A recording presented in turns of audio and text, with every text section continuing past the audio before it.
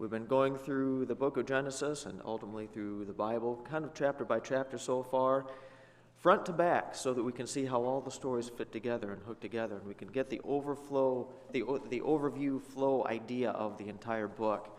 And hopefully we're starting to see how all these individual stories that we've always heard as children growing up, how they all kind of hook together and form a very, very cohesive story of how God works through his people and who God is based on how he responds to people and what he approves of and what he disapproves of and how he handles every situation. He started out by creating everything perfectly. Mankind, of course, rebelled in the garden, so God had to punish that sin. Things got worse and worse until the sin became so intolerable that his threat of an eventual seed, an eventual Savior, was very much threatened. And so he took very drastic measures to preserve that promise that he'd given to Eve in the garden, and he wiped out the entire world except for one family. And through that one family, that would be Noah, in case you're wondering, on the ark, he preserved mankind and thus the promise of a Savior to come and the ultimate elimination of sin. Because we saw that after the flood, sin was still not eliminated. Bad things still happened. The people disobeyed. They did not spread out. They did not dominate the earth. They all clumped together. They tried to build a monument to themselves. And so God said, all right, I will not destroy the world again. Instead, I will split you up, so you have to split apart, and so you won't. So my seed and my line will be preserved the way I want it to be. So he split the languages, and the people spread out. And through the course of time, God chose a very specific person, Abraham, one family, to become his designated, chosen people, I guess is what we're used to calling him. Abraham would become the father of that nation that is God's chosen specific people, through which he would then fulfill that promise. And that's where we really are starting today. We were 2 weeks ago as well. We talked a lot about Abraham previously, and we're going to continue in chapter 24. Where we entered chapter 23 was where Sarah, the wife of the chosen son Isaac, and not the other son, not Ishmael, and Hagar, they've been kind of pushed out of the picture. Why? Because they weren't the recipients of the promise. We said that kind of makes us feel a little uncomfortable as we read it today, but we see that that's how it played out, how the older son, Ishmael, was not the son of promise, and the younger son, Isaac, was. And so Isaac, he stays with the family there, and Ishmael and Hagar are sent off in another direction, and they kind of leave the scene for a while. And we end in chapter 23 with Sarah then dying. Abraham has to find a burial place for Sarah, and he's among the Hittites, the sons of Heth, we talked about last week. And he has to do some bargaining for these people. He says, I need a place to bury my wife. I need to own some property. And you remember what they said? They said, oh, no, it's okay. Look, you're a good guy. You're an upstanding fellow. We see who you are. Why don't you just take one of our caves? You go ahead and use it. That's fine. Take whichever one you want. That's great. And we decided, is this good providential provision for Abraham, or was this a trick? And I think this is probably more along the line of a trick, wasn't it? Because we talked about if you bury your beloved in somebody else's property and then you are known to be a nomad and you move around, what happens as soon as you leave? Probably grandma gets kicked out and the cave is yours again. And Abraham realizes this, and so he bargains, says, no, I must purchase this legally. I must pay the full price. I have to have the deed in my hand. And so finally he purchases this one plot of land from the Hittites, the sons of Heth, for a burial place for his wife, Sarah, and he buries his wife. And we kind of did a stock analysis of God's promise to Abraham here. 25, probably 30, or maybe 35 years have passed since God made his first promise to Abraham. And now Sarah's dead, and how is God doing on his promise? And we said, well, as far as the land goes, God promised to Abraham, you will own all the land as far as you can see wherever you're walking in this entire area. This is what you will own. But to this point, how much does Abraham actually own? He owns one little field with one little cave in it. God promised he would make Abraham a huge nation, father of many nations. At this point, how many nations is Abraham the father of? Who is he the father of? Technically 2 sons, right? One is shipped off to wherever it is that he went, off to the east. And the one son that's left is the son of promise. He has one son of promise. And as far as being the father of the ultimate seed, the ultimate Savior who's to fix the sin problem, we haven't even heard of any kind of answer to that yet, have we? That's just a line of question marks. We have no idea where that's coming from. So I think God is showing us here patience, patience, patience. And he talks about this in the book of Hebrews, where it says Abraham died having never even received the answer to the promise that God gave him. He never saw with his own eyes the fulfillment of that promise in a grand way. God kept the promise alive with that one son, but he died never having seen it. And I think we ended the lesson 2 weeks ago. I can't remember for sure, but saying that's the way we oftentimes have to live life with our promises too. God promises a lot of things in the future. Eternal life, heaven, resurrection, all these things that we will in this life never see. Should we have the promise to maintain that faith even though we never see the answer to those promises in this life? And I think the answer is, well, yeah, we really should. We really should, because God is eternal God, and we are not eternal people. And so what seems like a long time to us is perfect timing for God, and that's just the way it is. And sometimes that's easier than others to live out. But we're going to continue in chapter 4. That catches us up to where we ended last 2 weeks ago. Chapter 24 is the story of how God providentially provides the wife for Isaac. I think we all know that story. If you don't, take it home, read it for yourself. It's right here in black and white for you. We're not going to go through all the details. But Abraham sends his servant. He says, I don't want Isaac to marry into these people here. This is very important. I do not want our line, God's chosen line, to be assimilated into this culture of Canaan, which you see up there on the slide, the sons of Heth. We don't want these two to become intermixed and lost again. We have to preserve that line. That's very important to God. He's gone to extraordinary lengths in the past to preserve this. This is important. We need to find a wife from Isaac from somewhere else outside of that. So I want you to go back to his brother, his family's residence elsewhere, his brother's sons, kids, how all that works. Go find a wife for him back from those people. So the servant hops on the donkeys and he travels over there, and you know the story. He gets to the well and he says, Lord, please show me the right one, whichever one it should be. Let her offer to water my camels. So he hops off the camel, and this girl comes up. Hey, your camels look thirsty. Can I give you a drink? And let me water your camels too. Bloop, bloop, bloop, and there's the water.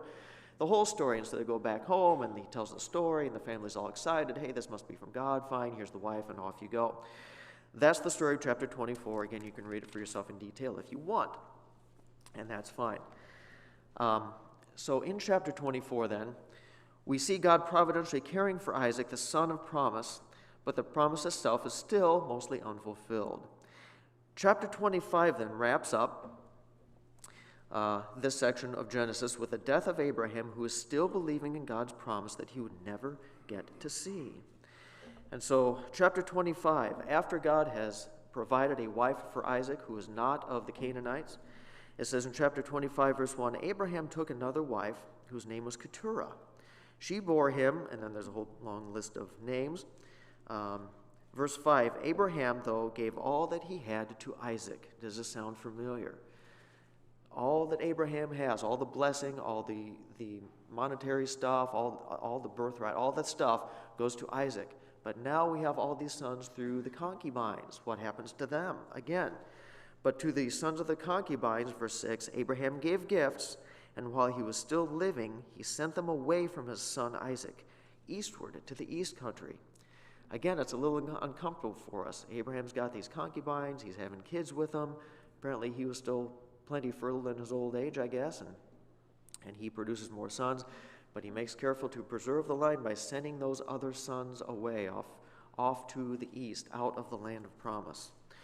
Verse 7, it says, These are the years of Abraham's life, 175 years. And I put these next 3 verses up on the slide for you, but you can read them for yourself as well. Abraham breathed his last, and he died in a good old age, an old man and full of years, and he was gathered to his people. Isaac and Ishmael his sons buried him in the cave of Machpelah, in the field of Ephron, the son of Zohar the Hittite, east of Mamre, the field that Abraham purchased from the Hittites. Remember that same field that he had to purchase before. There Abraham was buried with Sarah his wife. So Abraham's life comes to an end. He's buried in this one little field, which is the only land that he owns, and that's the end of Abraham, and his life is now over. But he concludes this short little passage with this following verse, verse 11. It says, And it came to pass after the death of Abraham that God blessed his son Isaac.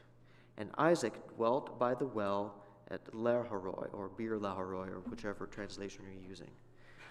Why does it end with this little blurb here? Abraham dies, the man that God chose out of all the people of the earth to give his blessing and his promise to.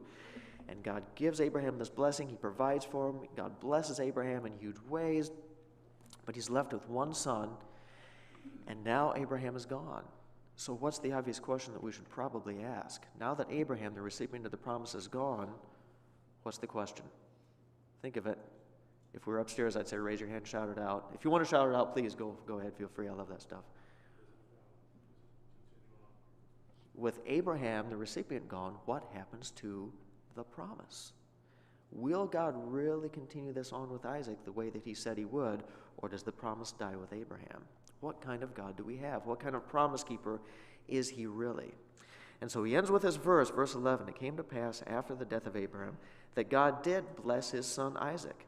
And Isaac dwelt by the well of Laharoi. Why do we care where Isaac dwelt?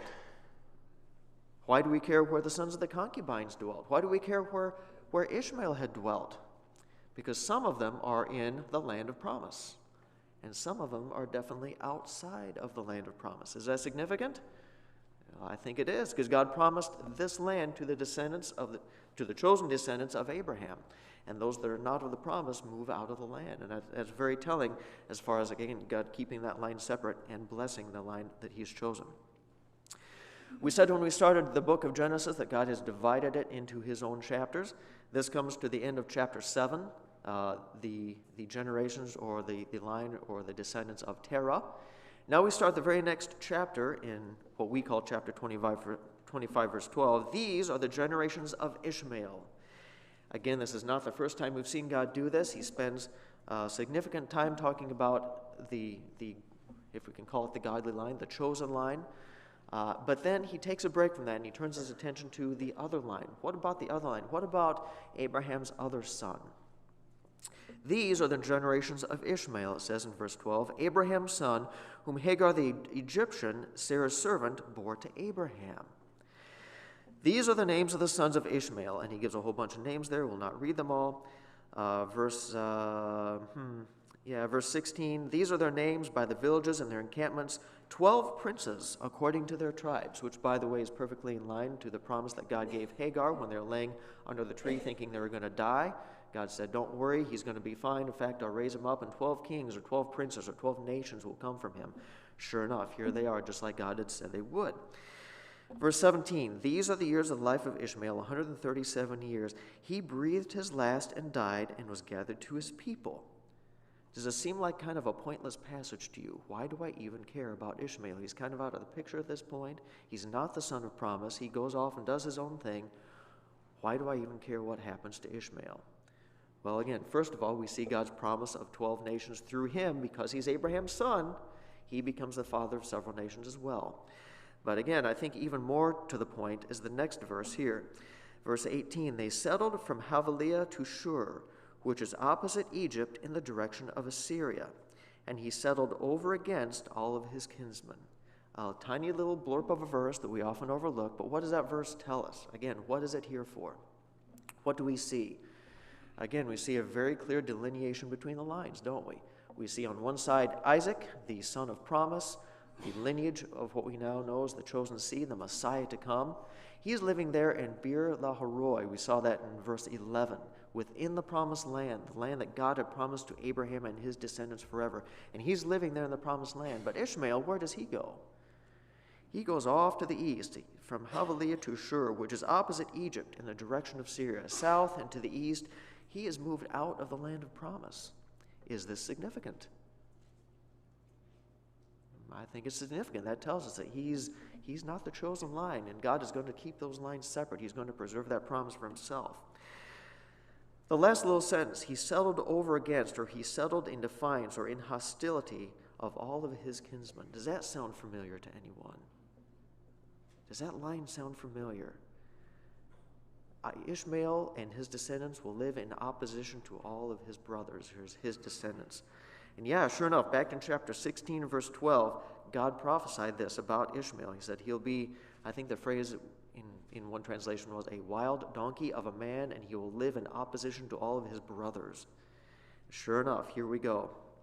He settled outside the land, and he settled, ESV says, over against all of his kinsmen. I'm not super excited about the clarity of that wording there. I think the others do it better. NASB said he settles in defiance of all of his relatives. I will settle here. I will do what I want, and there's nothing you can stop me. And if you don't like it, we're going to fight about it until I win. And there will be perpetual fighting for years and years, generations, century after century, which continues on to this current day, by the way, if you read the newspapers at all. And sure enough, it's just like God had said in Genesis chapter 16:12, where he said, this guy, he will live in hostility towards all of his brothers, and that's who he will be. Even though he is a son of Abraham, he'll be always fighting against my chosen seed, my chosen line. There will always be that conflict. And sure enough, here it is. Because he's not the chosen line, however, poor Ishmael only gets a very, very short little blurb of a chapter, and that ends it. Because the next verse says, these are the generations of... Who's the next chapter about? These are the generations of Isaac. And he's going to spend, of course, a lot more time on Isaac because he's more significant in terms of God's promise and his lineage. But God through Moses, he always separates out, and he always shows you both sides to show the family line, to show the lineage, to show the fulfillment of that promise. And again, why would that be significant? Especially to the first readers of the book, because the first readers of the book were the Israelites, who were that very family, wandering around probably in the wilderness, depending on exactly when Moses wrote the book. And they're wondering, what is our place in God's plan? Why are we here? What are we doing? Why did God take us out of Egypt? And he answers all these questions by showing where they came from, and more importantly, who the God is that brought them out. He's the God that promised that you will be my chosen people. Continuing on, the generations of Isaac, Abraham's son. Verse 19, Abraham fathered Isaac, and Isaac was 40 years old when he took Rebekah, the daughter of Bethuel, the Aramean of Paddan Aram, the son of Laban, the Aramean, to be his wife. And you can tell it goes out of his way to say this was not a Canaanite person. This was from the other family over there. And Isaac prayed to the Lord for his wife because she was barren. And the Lord granted his prayer, and Rebekah, his wife, conceived. The children struggled together within her, and she said, if it is thus, why is this happening to me? What's going on in here? They're kicking my ribs and it hurts. Why are they fighting already? They're still not even born yet. So she went to inquire of the Lord, verse 23, and the Lord said to her, here's the answer. Here's what is going on. 2 nations are in your womb, and 2 peoples from within you shall be, again, divided. And the one shall be stronger than the other, and the older shall serve the younger. And before they're even born, what does God in his message to Rebekah say? Once again, 2 people coming from you, from this lineage, one will be, how do I want to say it? The 2 will be divided. One will be the chosen, one will be the not chosen. And they're struggling already. There's that conflict that God promised clear back in the garden, enmity between your seed and his seed, between the 2 lines. Always conflict, always division. But I will persevere in my promise. 2 nations are within your womb, 2 people divided. One shall be stronger than the other. The older shall serve the younger, which again is backwards to the way it always worked in that culture. The older was always the leader of the family. They are always to become the next patriarch after the current father dies. And it's always the eldest brother then that kind of assumes the leadership. I was wondering, why does God seem to keep doing this? Isaac was the younger. Jacob was the younger. On and on. Joseph later on, and even Judah was not the eldest brother. Why does God keep choosing the younger to be the leader and not the older? Why does he do this generation after generation over and over and over? I don't think the Bible says for sure, but if I can speculate for just a second, if God did it the normal way where it's the older, always the older leading, people would look at that and say, what? Well, it's just the way it goes. They're a normal family. I mean, they're extraordinary in their accomplishments and what's going on. They must have had great leaders, good genes. But, that's the way it works. The older brother leads the family, and he does great things and passes it on. God does it completely backwards, probably, so we'll look at that and say, wait a minute, that's not the way it's supposed to normally work, and yet they still succeed, and they're blessed beyond our wildest imagination. How can this happen? Well, because God's choosing to do it different so that he gets the glory. That's my speculation. The Bible doesn't specifically say, but I think that makes sense. But here's the promise. The older shall serve the younger, and you have these two two people in your womb. So verse 24, when her days to give birth were completed, behold, sure enough, there were twins in her womb. Get this, here's your first introduction to the world. Verse 25, the first came out red, and his body like a hairy cloak. So they called his name Esau, which apparently, according to my footnotes, means hairy. Wow, that baby's really hairy. Have you ever seen the cute baby pictures, and everybody likes to show off the baby pictures? Can you imagine what it was like for Isaac? He pulls out his wallet, and everybody says, hey, I hear your father. Congratulations. Do you have any pictures? Well, yes, I do. Wait, what? That's your oldest? That looks like a goat. That doesn't look like that looks like the wrong kind of kid, you know what I mean? A goat kid instead of you. What's going on here? But he was so hairy, they named him Hairy, apparently. His name was Esau, like a hairy cloak. I don't know what was going on with this kid, but he was very hairy, so they called him Hairy. Verse 26, afterward his brother came out with his hand holding on Esau's heel, so his name was called Jacob. And Jacob is meaningful as well. I have, again, footnotes, and as you look it up, the resources. Jacob means he takes by the heel, or he cheats. And apparently in that day, a heel grabber, because he was literally grabbing the heel of his brother, they said, here is a heel grabber, which also apparently in that culture means a deceiver, a cheater. Probably like somebody, if you're walking down the hall and you stick out your foot, or you grab their foot in some way, and they trip and fall, and they fall flat on their face. You've grabbed their heel, you've deceived them, you've tripped them up, and you've caused them damage by your trickery.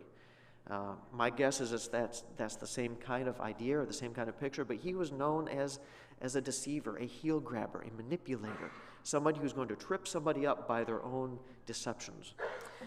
And so they named him Jacob. And Isaac was 60 years old when she bore them. When the boys grew up, verse 27, Esau was a skillful hunter, a man of the field, while Jacob was a quiet man, dwelling in the tents. And Isaac loved Esau because he ate of his game, but Rebekah loved Jacob. Oh boy, we can already start to see the division here, can't we? Oh, buckle yourselves in. And here's the line that God has set up for us. From Isaac comes Esau and Jacob. And again, we have the two lines that God has already promised to Rebekah. What was Esau like? Well, he was hairy.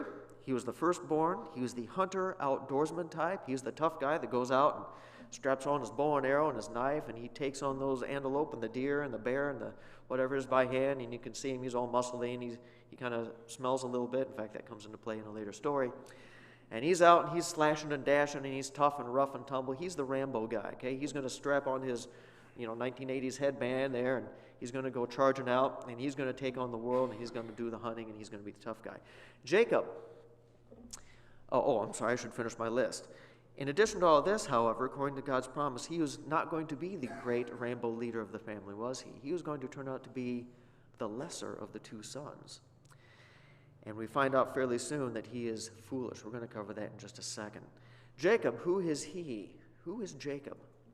Jacob is the heel grabber, or the deceiver. From his very birth, he demonstrates this by grabbing onto the heel of Esau as he comes out, and he only complicates and compounds that reputation throughout his life. He is the younger brother. Supposedly, he would be the lesser subservient brother, but of course God had promised that would not be the case. He was the cook. We might call him domesticated. I'm not sure that means he was wimpy necessarily by any stretch, but he was not the outdoorsy, let's go hunting guy. He's the let's stay home and cook the meals kind of guy. I call it domesticated. Again, I don't mean that to be condescending or insulting in any way, but that's the guy that he was. He turned out to be the greater of the sons, which again is according to God's promise. He was sneaky. And we're going to see an illustration of exactly who these guys are in the next passage here. Verse 29, when Jacob was cooking some stew one day, he was at home doing his cooking like he did. Esau came in from the field, which is what he did, and he was exhausted. And Esau said to Jacob, "Let me eat some of that red stew, for I'm exhausted." Therefore, parentheses, his name was called Edom. Again, back to my footnotes, Edom means red. Oh boy, so he was red and he was hairy. Actually, it sounds like red because of also the stew, and I'm not sure, I've heard both.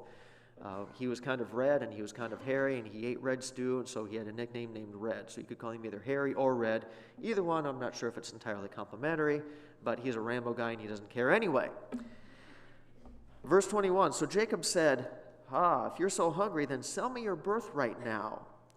Esau said, I'm about to die. What right is this? What use is this birthright to me? So Jacob said, swear to me now. So he swore to him and sold his birthright to Jacob. Then Jacob gave Esau bread and lentil stew, and he ate and he drank and he rose and went his way. Thus Esau despised his birthright. Two things here I think we see. One, obviously this is how Esau loses his birthright, which is not only just the monetary inheritance, but it's also the leadership position of the family. And he sold it for what? For what? A bowl of soup and some bread.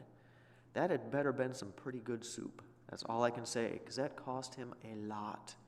That was the most expensive bowl of soup probably in human history, because he gave up the chosen position of the family of God's chosen line, and he gave it up for a bowl of soup.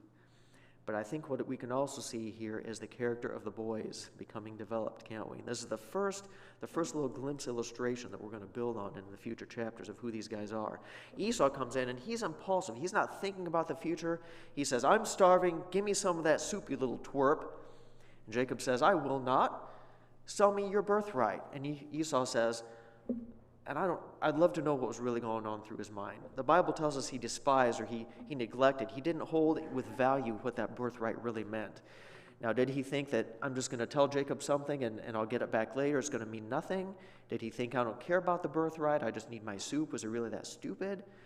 My guess is he's thinking, I'll say whatever I want to this little loser, and then I'll punch him in the face later and get my birthright back.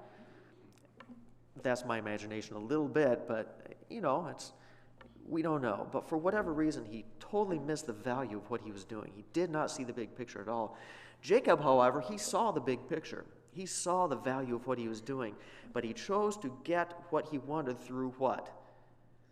Through deceit and manipulation. And it wasn't lying so much. Esau knew exactly what he was doing, but he was manipulating the situation to his own advantage. He says, I have him over barrel now. I have him in a desperate position, and I am fully going to take advantage of this. I'm going to manipulate this situation to get what I want. And what I want right now is his birthright. I want to be the big guy, and I'm going to get it my way. Did it work for him? Did his deception pay off? Did his deception pay off? Did he get the birthright?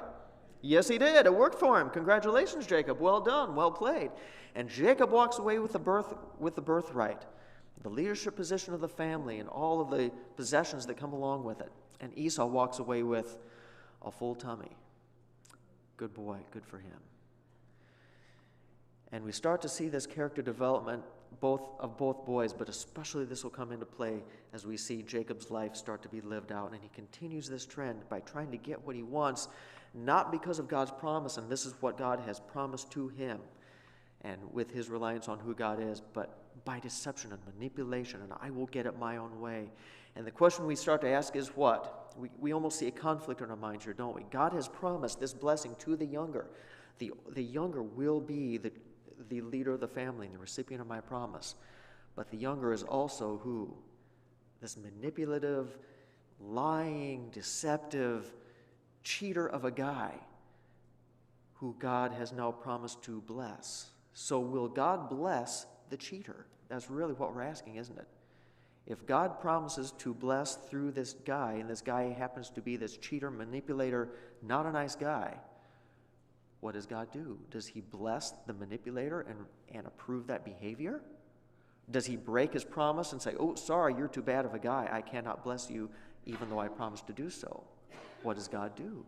How does he respond? That's what the stories are for, isn't it? To show us how God responds to humanity. I don't want to say right now how God handles it. Let's see if we can figure it out by reading the stories that he provides. And we'll tell you at the end of the story, and we'll see how he does that as we read through the stories. But before we continue on with these two boys, God interjects another story here that I think is also important, and actually God thinks it's important too, because it shows up in our Bibles. Chapter 26. Forget about Jacob and Esau just for a minute. Let's go back to Isaac.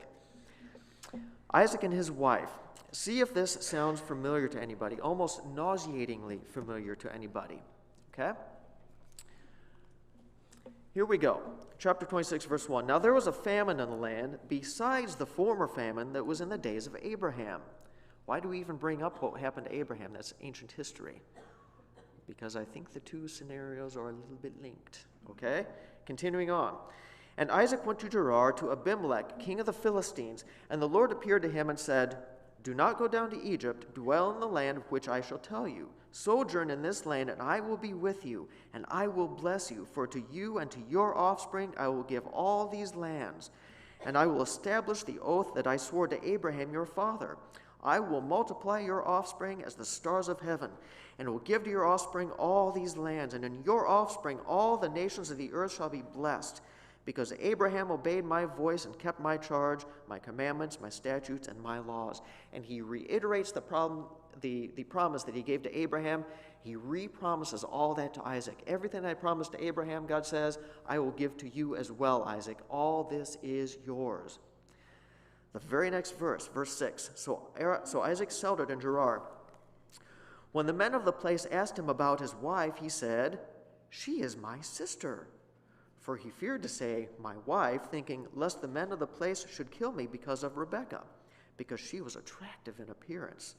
She was every bit as cute as Sarah was. Verse 8, when he had been there a long time, Abimelech, the king of the Philistines, looked out a window and saw Isaac laughing with Rebekah, his wife. Other translations use a different word from laughing. I don't know exactly what was going on there, but it was something that indicated that they were not just brother and sister. I'll let you use your imagination there as far as what the euphemism means, okay?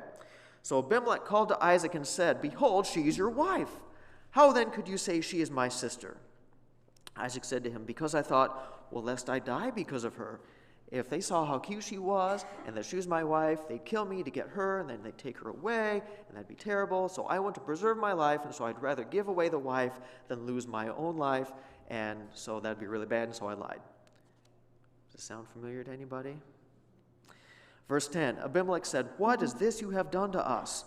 One of the people might easily have lain with your wife, and you would have brought guilt upon us. So Abimelech warned all the people, saying, whoever touches this man or his wife shall surely be put to death. And Isaac sowed in that land and reaped in the same year 100-fold. That is pretty good for, especially when you're in the middle of a time of what? Why did he move down there? Famine. Everybody else is planting their corn and their beans and their wheat, and they're reaping weeds and dandelions and thistles. Isaac plants his corn and his wheat, and he reaps back 100-fold what he planted. And everybody does what? What's going on? How are you doing this? Clearly God is blessing above and beyond anything anybody else is receiving. Even though he just tried to what? Give away his wife. But God blesses monetarily in a huge, huge way. Verse 14, he had possessions of flocks and herds and many servants, so that the Philistines envied him as they sat there and chewed on their thistles and dandelions, watching his huge crop come in. They argue about water. Continuing on in verse 23, from there on he went up to Beersheba, and the Lord appeared to him the same night and said, I am the God of Abraham your father. Fear not, for I am with you, and I will bless you and multiply your offspring for my servant Abraham's sake. So he built an altar there and called upon the name of the Lord and pitched his tent there, and Isaac's servants dug a well. This whole chapter that I've read to you so far, does this sound familiar? Does this ring a bell to anybody? Where have we seen this before? Here's what we have, don't we? We have God iterating his promise to Isaac in verses 2 through 5. We have this wife-sister identity crisis in verses 7 through 11, where Isaac tries to give away his wife. We have accumulating massive amounts of riches through God's blessing in a time where that's extraordinarily improbable by natural causes. And we have verses 23 through 25 where God reiterates once again his promise to Isaac. We've seen this exact same pattern before, haven't we? Where have we seen this? With Abraham. All of these items in the same exact sequence, the same exact scenario, happens again in Isaac's life. So the question is, why is this here again? Maybe Moses, when he was writing this, was getting too old, and he kind of got the stories confused, and he says, I think this happened to Abraham, but maybe not Isaac, so I'll slip the same story in twice because I'm getting confused. I hope you're all shaking your heads and saying no. I see one person saying no. Thank you for that. That is not what happened. Why did God put this in the Bible again? Is anybody else getting sick of the whole try to give your wife away story? Once is silly, two is ridiculous, three is just over the top. I mean, I'm done with the story. I don't know about you. What's it doing here? First of all, what was Isaac thinking? Again, you give away your wife, what do? You make null and void God's promise because you can no longer have the children. But even more so, what is God showing by the repetition of the story? What God did for Abraham and the validity of the promise God gave to Abraham is every bit as valid and in force with Isaac as it was with Abraham. And so repeats the same sequence of the same story over and over and over to show there is absolute continuity here. And the way that God provided and protected Abraham in his covenant is the same way that God will provide for and protect Abraham under the same covenant. He passes it on. It's multi-generational. And when God said, for you and your descendants forever, he meant you and your descendants forever. He's faithful in that way. And so he asked the promise at the start of the story. Now that Abraham is gone and now Isaac's on the scene, what happens to the promise? Here already we've seen the answer. What does happen to the promise? God carries it on just like he said he would. Sure enough, there it is in black and white. Continuing on in chapter 26, there's more discussions between Abimelech. They send them away. Verse 34 turns his attention again back to Esau, not the chosen line, but God keeps reminding us of the not chosen line so we can see the difference between the two. When Esau was 40 years old, he took Judith, the daughter of Beri the Hittite, the son of Heth, to be his wife, and Basemath, the daughter of Elon, also the Hittite, the son of Heth, and they made life bitter for Isaac and Rebekah. We haven't really gotten to the story of Jacob yet, other than the whole birthright thing. But we start out with Esau, and then we flip back to Jacob. Again, we're drawing the differentiation between the lines. Esau has decided, here's what I'm going to do. I'm going to fully integrate myself, my offspring, my progeny, my kids, not prodigy, that's a really smart guy. I'm not sure that's Esau. Progeny, his forever legacy. I'm going to integrate that with the surrounding peoples, these Canaanites, these Hittites, the sons of Heth, who God promised to Noah in his day that they would be subservient to our family. But I don't want that promise. I've already given away the birthright. I'm going to integrate myself with these pagan people who are not part of God's promise, and that's who I'm going to associate with. And I'm going to marry into that family, and our children will be integrated in that family, and we'll become part of them. And I'm going to associate with them instead of with God's chosen line. That's what Esau decided to do. Bear that in mind as we continue with chapter 27. I'll not read all of chapter 27. Wow, I'm sorry, I keep forgetting to click. Sometimes I get so excited. Just because Abraham's gone, it doesn't mean God's promise went with him. So even though Abraham never saw the fulfillment of the promise, God is still faithful to his son Isaac. Just like he was with Abraham, he is also with Isaac. Okay, there we go. Now we continue. Chapter 27 now is, again, the well-known story that we know, and I'm going to assume you know it, so I'm not going to read it in detail. It's the whole birthright thing, okay? Isaac says, I'm getting old, I'm not going to be around a whole much longer, so he calls in Esau. He says, Esau, I need you to go hunt me some deer so you can make that famous stew that I love so much, and then I will give you your blessing.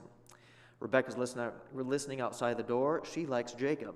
And this is where this comes into play. So she said, Jacob, I just heard that Esau's out hunting for your father's big meal before he gives the blessing. Here's what you do.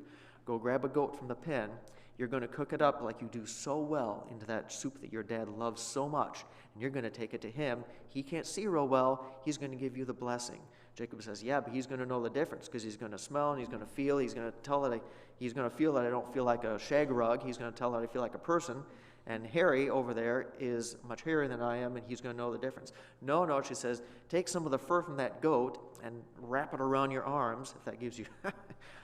I would love to see Esau. I just would. Every time I come across this, I think, man, wouldn't you love to see the family photos from that day? Here's adorably cute Rebekah, so cute that Isaac thinks they're going to murder him over her. There's Isaac standing in the background. There's Jacob with his cook's hat on. And here's Esau, and he has just got hair. He's got hair. He looks like He's the Sasquatch standing there in the middle of the family photo. If you ever wonder if Bigfoot exists, this is where he comes from right here. Anyway, he's so hairy. He's so hairy, you have to take a goat skin and wrap it around your arm where he's going to feel, and that's what Esau feels like. Okay. And so they do it. And Jacob's taking a risk, and he knows it, because if Isaac figures it out, he's probably going to get cursed instead of blessed. But he goes for it. And he takes the soup in, and he says, Isaac, my father, here I am. Give me my blessing. And so he eats the soup, and he says, you sound like Jacob. So let me feel your arms. And so he goes in, he leans in, and he says, here's my arm, father. And he feels, oh, boy, that's furry like a goat. Are you a wild man? Yes, you are. You must be Esau. And I can smell, I don't know if he was wearing Esau's clothes or what, but I can smell the outdoors on you, and I can feel your fuzzy arm, and so I'm going to give you the blessing. And so he gives him this blessing down in verse 26. Then his father Isaac said to him, come near and kiss me, my son. So he came near and kissed him, and Isaac smelled the smell of his garments and blessed him and said, see the smell of my son, as is the smell of the field that the Lord has blessed. May God give you the dew of heaven and the fatness of earth and the plenty of grain and wine. Let people serve you and nations bow down to you. Be lords over your brothers, and may your mother's sons bow down to you. Catch this last phrase. Cursed be everyone who curses you, and blessed be everyone who blesses you.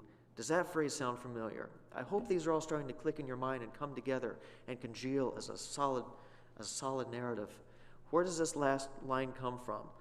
All who bless you I will bless, and all who curse you I will curse. Who is that from? That's the promise that God gave to Abraham clear back in Genesis chapter 12. And here, Isaac is passing that same blessing on to his son, who he thinks is Esau, but in reality it is Jacob. And right here, Jacob inherits the promise, even though Isaac doesn't know about it. But God's promise to Rebekah comes true. The older shall end up serving the younger. The younger will be the greater one. And sure enough, here in this prophetic blessing, Isaac gives Jacob all that blessing of prosperity, plenty, grain and wine, power, let people serve you. Everyone who curses you be cursed, and everyone who blesses you be blessed. That blessing that God gave to Abraham, I now transfer to you as the next generation. Well, as soon as Isaac had finished blessing Jacob, verse 30, and Jacob had scarcely gone out from the presence of his father, Esau came in from his hunting. Again, you know the story here. He comes in, I'll not read it to you, but he comes in, and Esau bursts into the tent as Jacob sneaks out the back door quickly, and just in the nick of time, wearing his clothes and his goat's fur. And he sneaks out the back, and in comes Esau and says, Father, Father, here's the stew that I made for my freshly killed game. And Isaac says, wait a minute, who are you? And Esau says, well, obviously I'm Esau. You sent me out to hunt and bring you back this soup. And I think everything for Isaac immediately starts crashing down on him. What have I done? And in the look on Isaac's face as Esau looks at him, he starts to realize something is wrong. So what's going on here? What's happened? Then here, as soon as Esau heard the words of his father, Isaac trembled violently, verse 33, and said, who was it then that hunted the game and brought it to me that I ate it before you came, and I've blessed him? And yes, he shall be blessed. I already gave away your blessing. What happened? As soon as Esau heard the words of his father, he cried out with an exceedingly great and bitter cry and said to his father, bless me, even me also, Father. But he said, your brother came deceitfully. He Jacobed you, he deceived you, and he has taken away your blessing. Esau said, is he not rightly named Jacob? For he has cheated me, he has Jacobed me these 2 times. The first one is my fault. I offered to give it away. But this second one, this is 100% on him. He stole my blessing. He Jacobed me, he deceived me, he tricked me. He took away my birthright. Behold, now he's taken my blessing. Then he said, have you not reserved a blessing for me? Isaac in answer said to Esau, behold, I have made him lord over you, and all his brothers I have given to him for servants. With the grain and wine I've sustained him. What then can I do for you, my son? Esau said to his father, have you but one blessing, Father? Bless me, even me also, my father. Please just give me something. And Esau lifted up his voice and he wept. Verse 39, then Isaac his father answered and said to him, and here's his blessing. Behold, away from the fatness of the earth shall your dwelling be, and away from the dew of heaven on high. By your sword you shall live, and you shall serve your brother. But when you grow restless, you shall break his yoke from your neck. What a sad, pathetic little blessing that is. You're going to live away from prosperity, away from joy, away from blessing. You're going to live by the sword, by your hunting, by your violence, by your confrontation. And that's all you're going to know in your life. But someday you will rebel against it. Time-wise says we have to stop there. But I think we started to see how Jacob lived his life. Jacob deceived his brother again and his father. He deceived them both to get the blessing. How did it work out for him? How did his deception work out for Jacob? Did it work out for him? Did it work out for him? Did he walk away with the blessing? Yes, it worked out for him, didn't it? This is a fascinating situation. We're going to have to explore this more next week. How can Jacob be so crookedy and deceptive and wily and manipulative, and God seems to be continuing to bless him? I'm not going to tell you yet. You're going to have to come back next week, aren't you? Sorry, Herbsters. You'll have to watch us online. Sorry. Let's pray and we'll be dismissed. Dear God, we thank you this morning for, again, these story narratives where we can see not just the characters of the people here, but more importantly, we see your character, how you deal with these situations, and how you dealt with people then we know is how you deal with people today, because you never change. You deal with us the same way. Sometimes how you deal with people is confusing to us, and that's because we don't understand who you are fully. We're puny little people with puny little brains, and we can't understand why you do what you do. Your ways are above and beyond our ways. But we know that your ways are right, and so however you behave and respond, we know is the right way, and it's our job to figure out how that is as a means of knowing who you are better. Help us to have discernment and understanding as we look through your message and your word. In Jesus' name I pray, amen. You're dismissed.